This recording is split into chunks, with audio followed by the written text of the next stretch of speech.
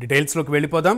చంద్రబాబుతో ఏపీ తెలంగాణ నేతల సమావేశం ముగిసింది. చంద్రబాబు 4వ ముఖ్యమంత్రి కాబోతున్నారని టీడీపీ నేత చింతమనేని ప్రభాకర్ ధీమా వ్యక్తం చేశారు. చంద్రబాబు విదేశీ పర్యటన ముగించుకుని రావడంతో మర్యాదపూర్వకంగా ఆయన్ని కలిసి అభినందనలు తెలిపామన్నారు. ఏపీలో ప్రస్తుత పరిస్థితులపై చంద్రబాబుకు వివరించామని ఏపీ నేతలు తెలిపారు. ఎవరూ ఊహించనంత మెజారిటీతో ఏపీలో టీడీపీ అధికారం చేపడుతుందని ఏపీ నేతలు చెబుతున్నారు.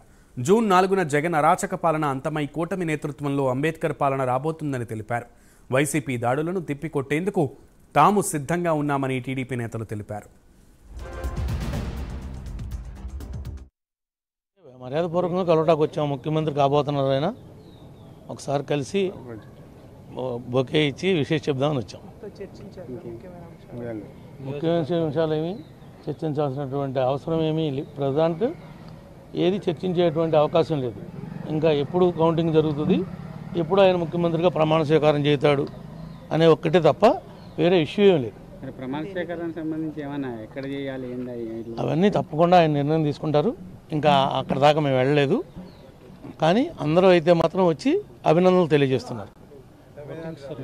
గవర్నమెంట్ వస్తుంది మెజారిటీనా అంటే ఎన్ని సీట్లు వచ్చే అవకాశం ఉంది టీడీపీ? మీరు ఊహించినంత మీ మీడియాకి తెలుగు 2 రాష్ట్రాల ప్రజలకి అందనంత వస్తుంది కూటమి. ఆ విధంగా గెలవబోతున్నాం. అధికారంలోకి కూటమి రాబోతుంది. చంద్రబాబు గారు ముఖ్యమంత్రి కాబోతున్నారు.